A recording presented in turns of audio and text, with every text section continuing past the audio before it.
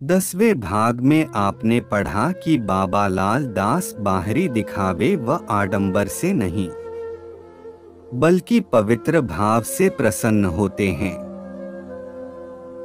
अब आगे, एक किंवदंती के अनुसार आगरा के एक प्रतिष्ठित व्यापारी मोदी शाह, आटा, दाल आदि किराने का व्यापारी का जहाज समुंदर में आए तूफान के कारण अटक गया, जिसके उद्धार के लिए सभी पीर पैगंबर, औलिया, देवी देवताओं की पूजा अर्चना करते हुए मन्नत मांगी, लेकिन विपदा का शमन नहीं हुआ।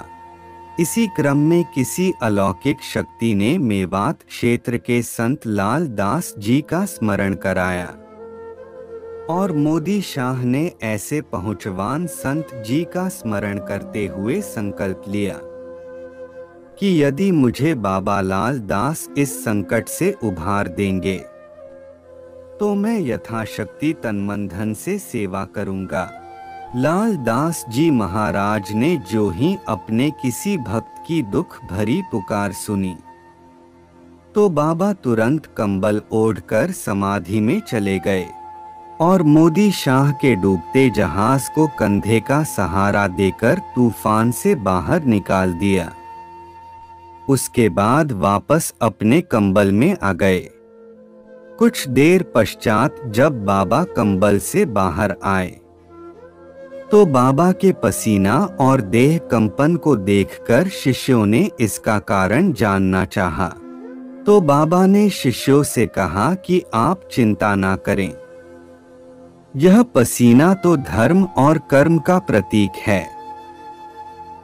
इतना सुन सभी शिष्य आश्वस्त होकर पूर्व की भांति हरि गायन में लीन हो गए। मोदी शाह अपने शुद्ध मन से किए गए संकल्प के अनुसार कुछ समय पश्चात बाबा के पास सेवा संपत्ति अर्पण की भावना से नगला पहुँचे। बाबा के दर्शन कर चरण वंदना करते हुए अपनी सेवा प्रस्तुत कर दी। बाबा ने उस धन को छुआ भी नहीं बल्कि सदोपदेश देकर दीन दुखियों में बांटने का आदेश दिया। मोदी शाह अपने निवास आगरा पहुंचा तो उनके कुटुंबी व रिश्तेदार उसके चारों ओर एकत्रित हो गए और बाबा लाल दास के आश्रम में घटित घटना व संत जी के बारे में जानने की उत्सुकता से भाव विभोर हो उठे। इस पर मोदी शाह ने संक्षेप में इतना ही कहा, जाके मुख पर बरसे नूर, पल पल हरि के रहत हजूर, निर्मल ज्ञान और निर्मल चाल, दर्शन देश भया निहाल।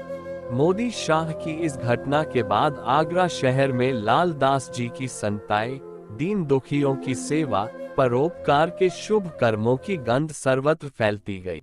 बोलो लाल दास बाबा की जय।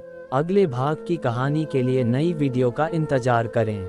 लाल दास महिमा को पूरा सुनने के लिए आप सभी का बहुत बहुत धन्यवाद। मेरे चैनल को सब्सक्राइब कर अपने भाई का मनोबल बढ़ाएं तथा कमेंट में जरूर बताएं आपको यह कहानी कैसी लगी।